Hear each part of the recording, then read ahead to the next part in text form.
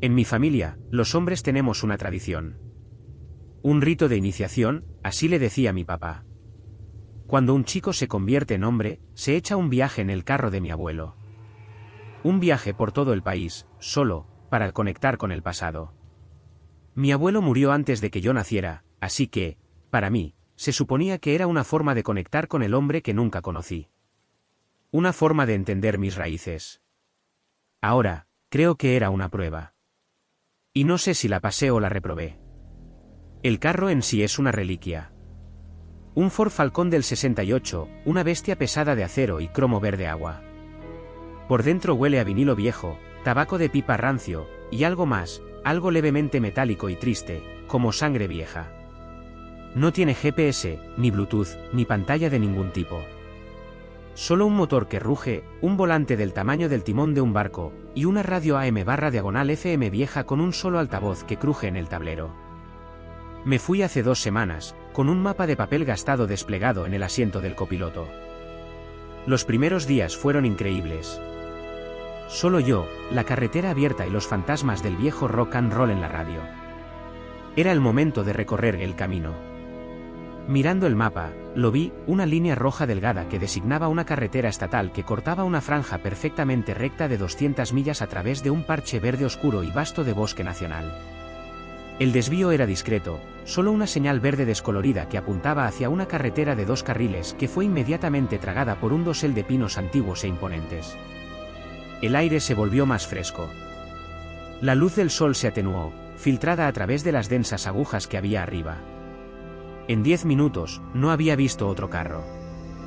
La carretera era una cinta solitaria y vacía que se desplegaba en la naturaleza. Fue entonces cuando la radio comenzó a fallar. Al principio, solo era estática, el silbido familiar de una señal perdida por la distancia y la geografía. Pero luego, a través de la estática, una voz cobró vida. Era un presentador de noticias, con la voz nítida y urgente, hablando sobre bloqueos navales y tensiones en Cuba. La transmisión duró unos 30 segundos, luego se disolvió de nuevo en estática. Raro. Giré el dial, pero lo único que obtuve fue más silbido. Unas millas más tarde, sucedió de nuevo.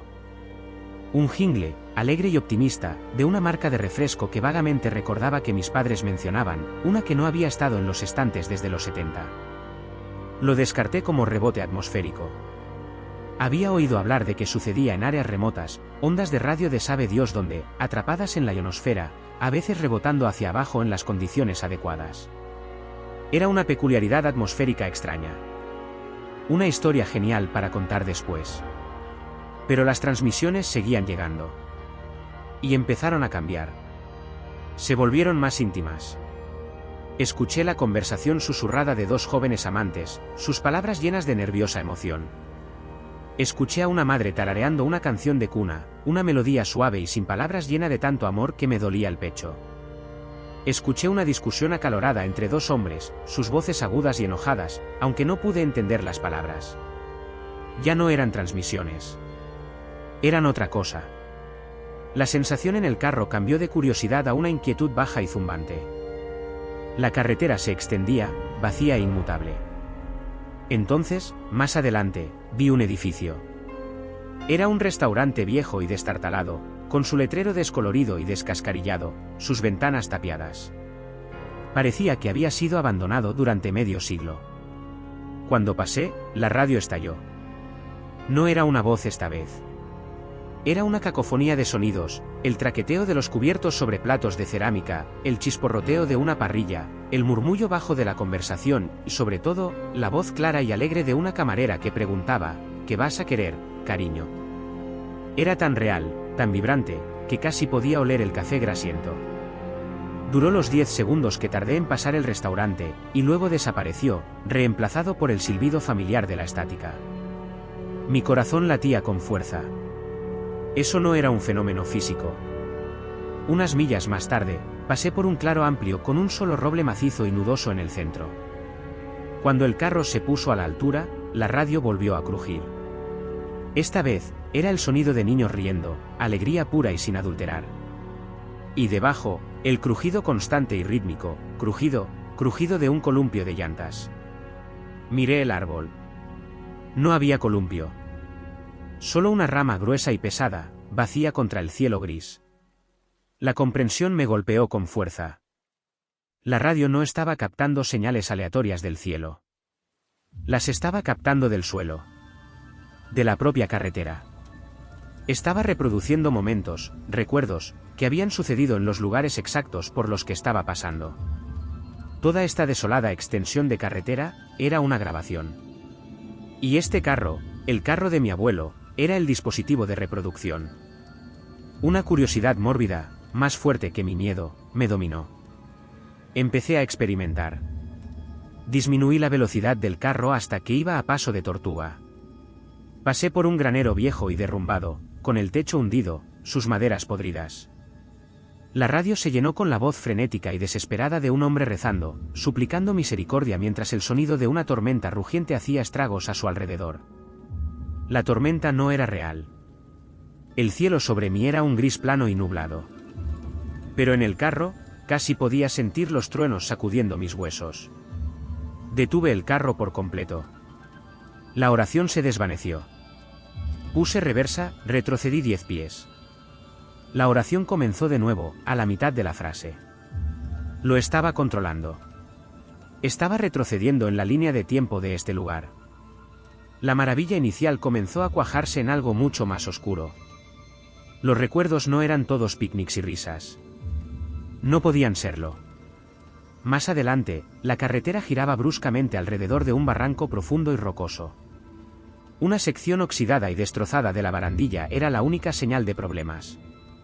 Cuando me acerqué, un nudo de hielo se formó en mi estómago. Casi apagué la radio. No pude. La estática dio paso al chirrido de los neumáticos sobre el pavimento mojado. Era un chillido horripilante y agudo de goma perdiendo el agarre. Fue seguido por un solo grito femenino agudo, un sonido de puro terror final, cortado abruptamente por un crujido enfermizo de metal sobre roca. Y luego, silencio. Un silencio profundo, pesado, de escucha que era peor que el grito en sí. Sentí frío físicamente. El pavor ya no estaba solo en mi cabeza, era una sensación física, que se filtraba en mí desde el vinilo viejo de los asientos, a través del volante hasta mis manos. Esto no era solo una grabación. Las emociones eran reales. El dolor, el miedo, la alegría, estaban grabados aquí. Tenía que salir.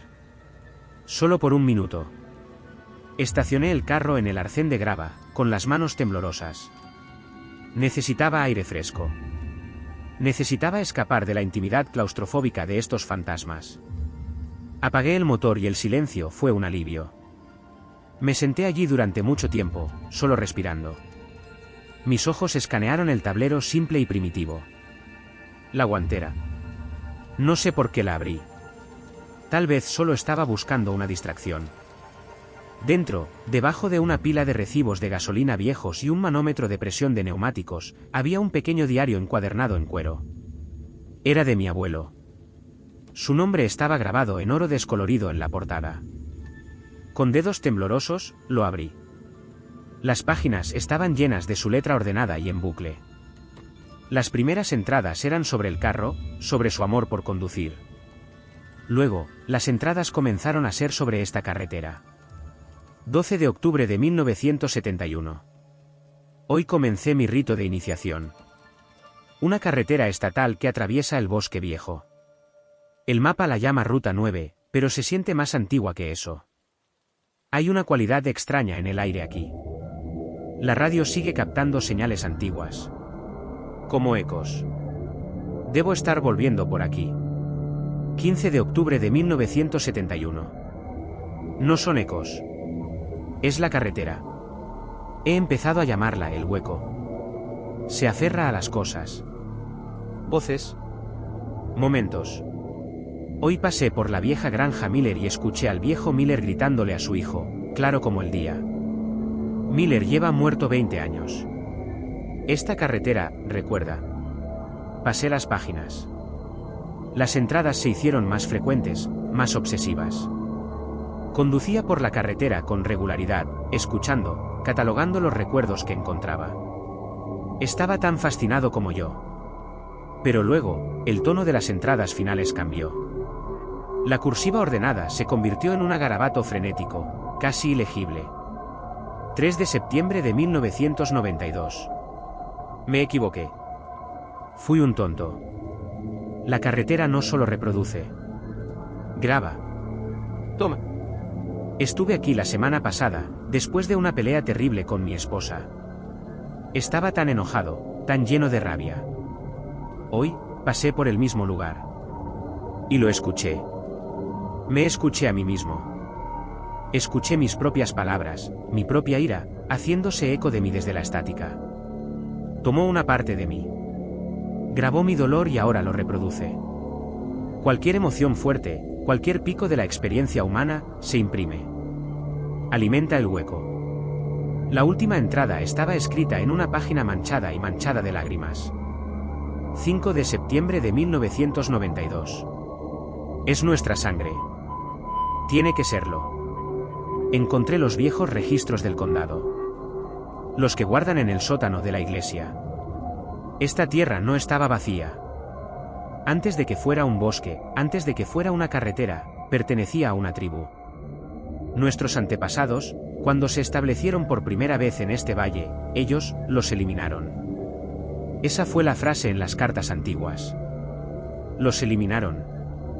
No fue un tratado. No fue una venta. Fue una masacre.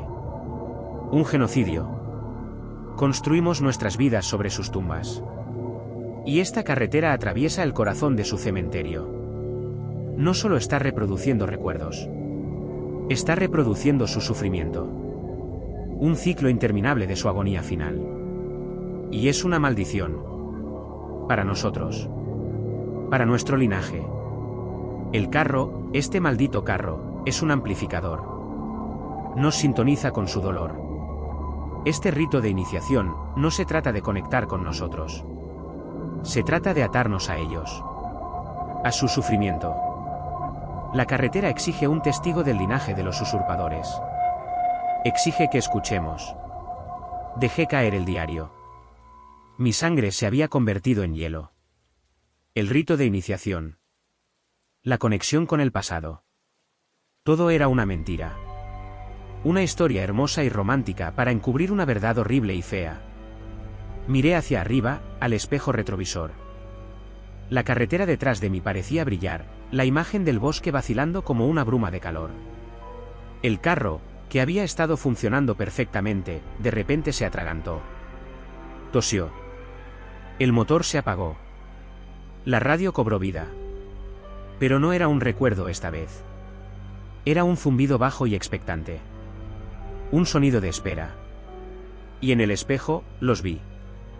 Muy atrás de mí, donde la carretera se encontraba con el horizonte, comenzaron a aparecer figuras. Docenas de ellos. Luego cientos. Estaban a caballo, siluetas oscuras y airadas contra el cielo gris. Comenzaron a cabalgar hacia mí, moviéndose con una velocidad antinatural. Estaban gritando, un sonido que no venía a través de la radio, sino a través del mismo aire, un coro de rabia y dolor en un idioma que no conocía pero que entendía perfectamente. Miré a los lados de la carretera, al bosque que había pensado que estaba vacío. Ya no estaba vacío. Las figuras se tambaleaban entre los árboles. Mujeres, niños, ancianos. Sus cuerpos estaban desgarrados, mutilados. Sus rostros eran máscaras de agonía interminable. Y todos me estaban mirando. No eran solo fantasmas. Eran acusaciones. Estaban levantando sus manos espectrales y rotas, señalándome, con la boca abierta en gritos silenciosos que podía sentir en mi alma. Mi propio grito fue un sonido crudo y aterrorizado. Giré la llave en el encendido, rezando. El motor arrancó, rugiendo de nuevo a la vida. Pisé el acelerador y el viejo Falcón hizo un trompo sobre la grava antes de encontrar agarre en el asfalto. Volé por esa carretera, el ejército de jinetes espectrales ganándome terreno en el espejo retrovisor, los rostros sufrientes de los muertos pasando por mis ventanas. La carretera por delante parecía extenderse hasta el infinito.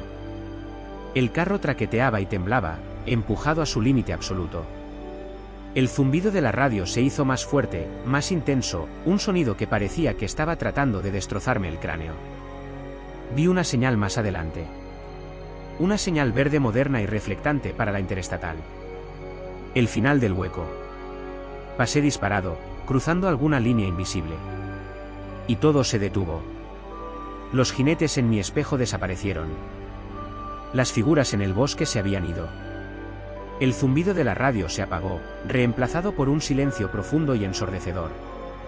Seguí conduciendo por otra milla antes de detenerme, mi cuerpo temblando tan violentamente que apenas podía controlar el carro. Me senté allí, jadeando por aire, el silencio era una manta de bienvenida. Entonces, la radio crujió por última vez. Era una voz. La voz de un anciano, llena de un cansancio tan profundo que se sentía antiguo. Era una voz que nunca había escuchado, pero sabía, con la certeza que me helaba los huesos, que era mi abuelo. Ahora lo sabes, susurró, su voz un fantasma en la máquina. Ahora tú también lo llevas. La carretera recuerda. La carretera siempre recuerda. Y un día, hijo, para uno de nosotros, para uno de nuestra sangre, no será suficiente con solo escuchar. Un día, reclamará su pago. La radio se quedó en silencio. Y estaba solo. Pero sé que no lo estoy. Todavía puedo sentirlo. Un punto frío en mi alma. El rito de iniciación está completo. Me he conectado con mis antepasados. Y ahora estoy atado a su crimen, un testigo de su pecado, solo esperando el día en que la carretera decida que es mi turno de convertirme en otra de sus grabaciones.